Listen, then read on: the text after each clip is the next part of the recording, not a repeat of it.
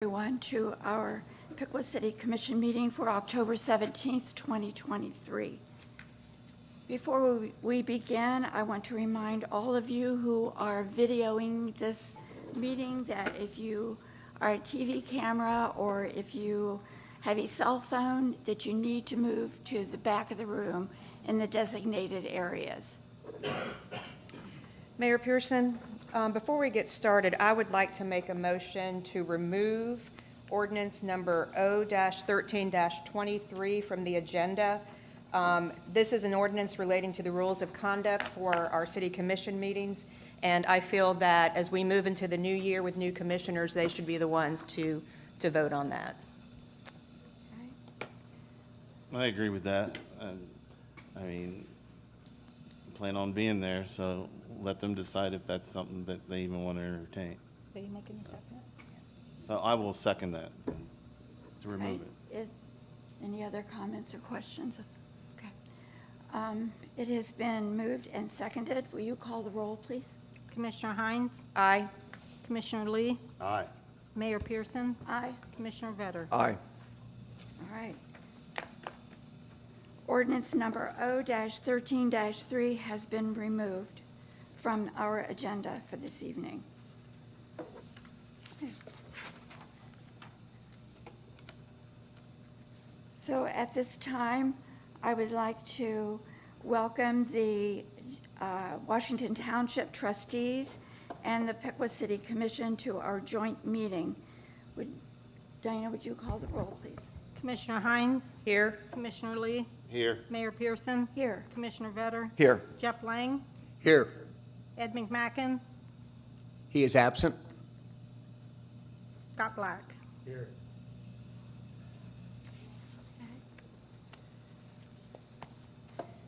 So at this time, we would like to move on to the consent agenda, approval of the minutes. Approval of the minutes from the July 18th, 2023 joint meeting of the Washington Township trustees and the Piqua City Commission. Do you want me to read the second item on the consent agenda? Yes. Resolution R-117-23, a resolution appointing a member to the Board of Trustees to Forest Hill Union Cemetery. Is there a motion to approve the consent agenda? I make a motion to approve the consent agenda. Second. It's been moved and seconded. All of those in favor say aye. Aye. Opposed? Can we say who the new person is? Yeah, I wanted to say that we have approved Sharon Watson as being appointed as a member of the Forest Hill Union Cemetery Board. She will serve a 3-year term that will expire on March 1st, 2026. Sharon is also a member of the Miami County Historical and Genealogical Society, and she will be a very welcomed member addition to our cemetery board. She will be joining Ed McMacken and myself on that cemetery board. And I welcome Sharon. She will be great to have on board. All right. We have a few presentations this evening. Mayor, you would need to adjourn the meeting. Oh, I'm sorry. I need a motion to adjourn from our joint meeting. I'll make a motion to adjourn. Second. It's been moved and seconded to adjourn from our joint meeting. All those in favor say aye. Aye. Opposed? We are adjourned. Thank you for coming. Guys. So moving on to presentations this evening, Chris Mackey of Big Brothers and Big Sisters. Is Chris here? No. Okay. All right. Jennifer Nisley of the Child Advocacy Center.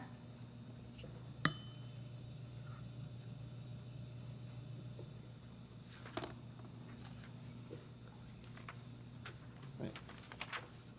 Good Good evening. Hello, hi. Thank you for letting me come and talk. So my name is Jennifer Nyes. I'm the program director for Child Advocacy Center. I was here last fall and spoke in front of you. I don't know if you remember that, but we are back just to share a little bit of an update with you all with what we've been able to accomplish in the past 10 months. So in your handout has specific data related to Piqua. So I tried to pull out kind of specific to your community apart from the whole. So you can see that since we've been open in just a little bit over 10 months, we've seen over 123 children come through the Advocacy Center. Excuse me. Of those children, 30 of those have been kids specifically from Piqua, which accounts for about 24% of our numbers. We've been able to connect 13 children for specialized medical exams through Dayton Children's, so kids who have come through our center that have needed that exam, we've been able to connect 13 of those. 16 children we've been able to refer to specific trauma-based mental health services, so of the 30 that came through from Piqua, 16 of those kiddos we were able to connect with mental health services. The community presentations, just to share, in addition to coordinating the response to child abuse, in addition to forensic interviews, coordinating to services and things like that, we also have kind of tried to meet the needs that the community has as far as resources or training or information about child abuse in the county. So we've responded to a couple of requests specifically from Piqua. In March, we met with the Rotary just to talk more about the Advocacy Center, kind of what our role is and what our response looks like. In May, we also met with several camp counselors from the Piqua YMCA. So when they were doing their training and kind of getting ready for the day camp, we met with them and did some training on child abuse, tried to give them just a little bit of overview of things to look for, concerns, and then how to handle those situations if they were to come up during day camp, and talk to them about mandated reporting. At the bottom is something just a little bit newer to us. So Aaron's Law passed in Ohio in this spring is requiring all public schools to provide some sort of sexual abuse prevention education in our classrooms. So Piqua City Schools reached out to us. We've been partnering with them to try to help them with that rollout. So the Advocacy Center itself has purchased a program that meets those requirements, a curriculum that is able to meet those mandates, and then we've been helping the different districts in Miami County to roll that program out. So we provide some support to those folks, to our school officials, as this happens and as this rolls out, if they have questions, concerns, issues, and trying to kind of help them navigate that as that rolls out. And then we've also coordinated with the Piqua Police Department to provide the staff training. So in addition to the child curriculum portion, there also is a portion of training that's required for all school staff members in public schools on child abuse mandated reporting. And so we've coordinated with each law enforcement jurisdiction in the county. So in Piqua, obviously that's Piqua Police, to be able to go and provide those trainings to the various schools. So we've got that coming up with Piqua City Schools, as well as the Career Center. So that's kind of a quick snapshot of what we've done in just our short 10 months. Some things that aren't on there that I think are just big accomplishments and stuff that we're really proud of. Because of our funding, and we've been pretty aggressive with trying to secure grants and state and federal and local sources, we've been able to hire a full-time therapist. So we have a full-time therapist on staff now that we can connect immediately to services free of charge. We don't charge, we aren't billing insurance. We really want to make sure that we're able to meet that need as soon as it happens and keep those kiddos in our community to serve them. And then just the last thing, we recently filed and got approval for our accreditation status through the National Children's Alliance. So that's kind of our accrediting body. And so we were able to get approved to be accredited through them as an associate member. So we're super excited that in the short time we've been open, we've been able to accomplish quite a bit. And that is in thanks to your all support. We, unlike some other communities, have support from every law enforcement jurisdiction, our county government agencies in Miami County. And I'm sure to tell everybody that when I go to my state meetings and beyond, that not a lot of communities are fortunate to have the support of all of those folks. So I think it's something that we should be super proud of in Miami County, that everyone involved in these cases from the top down is participating, is supporting financially, and I'm just really proud of that, so I wanted to share that information with you guys. I included some pictures, so when we came first and talked, we were under construction, so we weren't finished, we didn't have up and running. So I think sometimes it's helpful to conceptualize what this looks like. So I included some pictures in your handout that just show our lobby.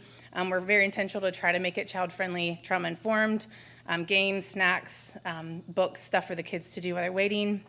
The family meeting room, so an environment where we can bring families in and have private confidential conversations. And then the last page is the interview room. So just showing you kind of what the difference in feel looks like for kiddos when they come to our center.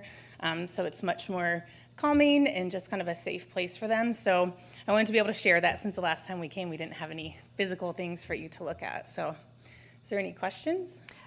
I just wanted to say, I thank you for your services. I work at the junior high, and I know of a lot of the mental health needs of our kids. Right. And it's wonderful to have you all providing for them, because mental health, especially in our school system right now, is something that we need to really focus Right, on. So, right. thank The you. direct relationships that you have with schools and the police department, I think it's Yeah. awesome. Yeah. It's just Yeah. very helpful, so thank you. Thank you very much. I'm a We little- appreciate it. Thank you. I'm a little surprised with the numbers of the kids served from Piqua. Having worked for the Children's Service Agency for over 22 years, I would think that the number would be a little higher than that, percentage-wise. Yeah.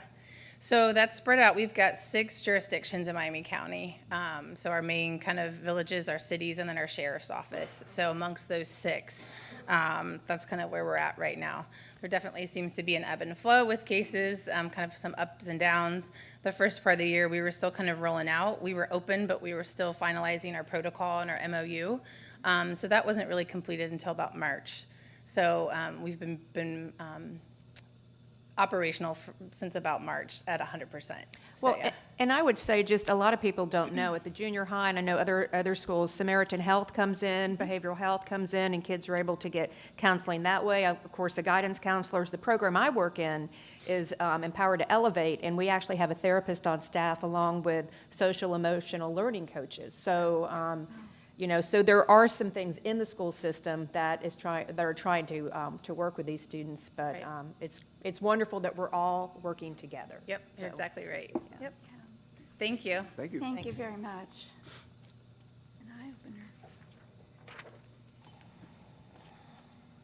And then Kathy Sherman.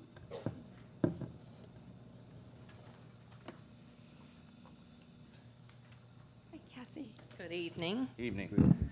Thank you. Thanks for the time. I thought it was a perfect time to come before the City Commission with some positive announcements, enhancement updates on things that are happening in the community. First of all, I want to talk about the new store located in the 300 block of North Main Street. It's one owned by VSF Investments, and Poco Loco Swim Gear has moved in there. The building is newly painted and refurbished, new storefront opening within just the last 2 months. This was a well-established business in Lima, Ohio that chose our downtown in Piqua to relocate. The store has new paint, new signage. It looks fabulous. VSF Investments also invested in the address of 121 West Ash Street across from Beaker's Interiors. The improvements included new windows, doors, paint, and masonry work. Canal and Main Salon and Barber Shop, formerly known for years to all of us as Treon's Barber Shop, has a complete makeover, both inside and outside. Last year, new windows were installed and doors, and this year, new paint and a beautiful new sign over the front of the building. The Birch Tree has enhanced the downtown. It's located in the former framing business, with renovations made to the interior to make it a destination shopping location. Referees has an inviting new enlarged outdoor patio where people can be found enjoying that area with either a band or visiting friends and family. Lemon Meringue, located in what was once a vacant storefront next to Winans headquarters, is now a vibrant flower shop. Crooked Handle Brewing Company, who owners saw the potential in our downtown and our community, has invested a huge amount of money to take over a building that needed a whole lot of TLC and is now a place for you and I to sit down, visit, or to have a party, all the while enjoying the outside and the soon renovated Lock 9. Winans Roastery. I believe that I can speak for Vern Quinter, the previous owner of the lot where the roastery is now located, that he is very proud at what that corner looks like. Newly renovated building, freshly paved parking lot, and the finishing touch was the great landscaping and new signage over the front door. Lucky's has an interior wall that has cost them so much money to renovate and to restore with the masonry and tuck pointing. These are just a few of the many projects that are going on, have been either completed or in the works for our community. Some of these projects are a result of the small business grant program that was established to assist our small businesses after surviving the pandemic. To date, almost $500,000 have been allocated to projects throughout the entire Piqua community, allowing enhancements made to be seen for all. There are many positive things happening in Piqua, and we as residents need to celebrate those positive activities, celebrate the victories, and become cheerleaders. I once worked for a wonderful leader who talked the talk and walked the walk. His message to all the employees was, we're only as good as the community that we live, work, and play in. In closing, we're in a great community, and we have a lot to celebrate. At this time, I'm going to ask Wilson Reiser from Winans to come up and just kind of explain why his investment in downtown was so important. Thank you. Thank you.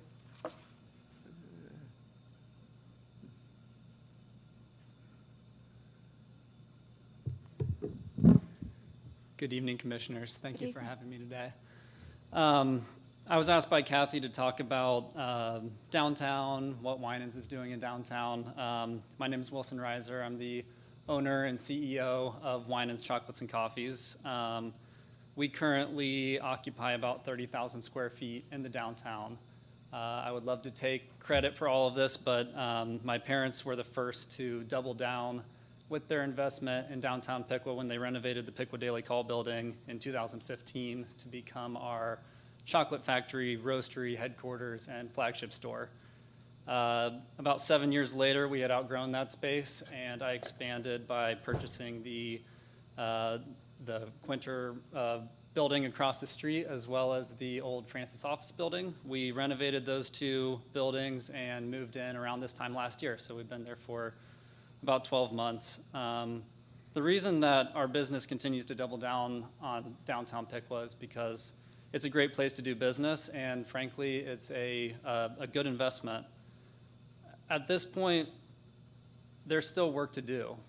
The downtown has not quite achieved the critical mass that it needs to become the city that's the no-brainer for someone that wants to open a business in Miami County.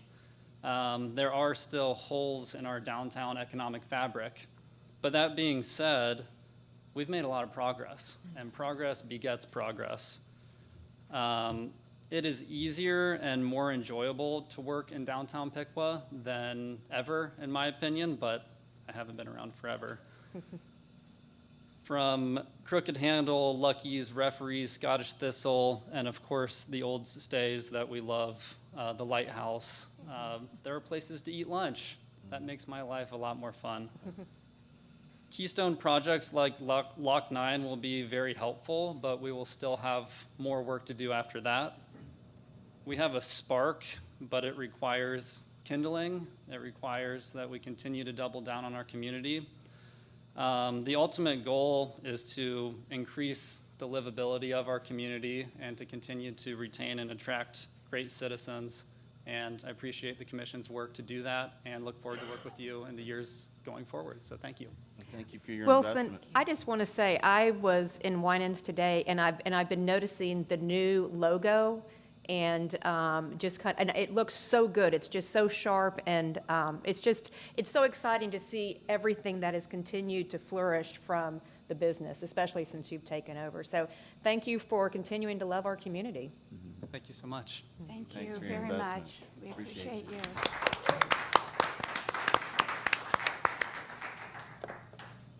And we have a new finance director. His name is Jerry O'Brien. He started the position October 16th. And Paul, would you like to introduce? Yes, absolutely. So Jerry O'Brien comes to us from the city of Dublin, where he was a chief accountant since 2014.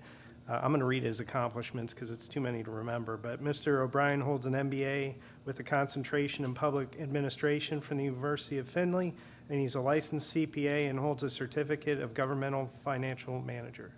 So I welcome him here to guide our financial ship. Did you say the University of Finland? Findlay. Oh, Finley. I was going to say Finland. Finley. Well traveled. Welcome to Piqua. Yeah, welcome. We appreciate you. Wonderful to Thank have you. So look forward to seeing him in our budget meetings coming up. Thank you. Thank you. All right. So we're going to move ahead to our consent agenda, approval of the minutes. Is there a motion?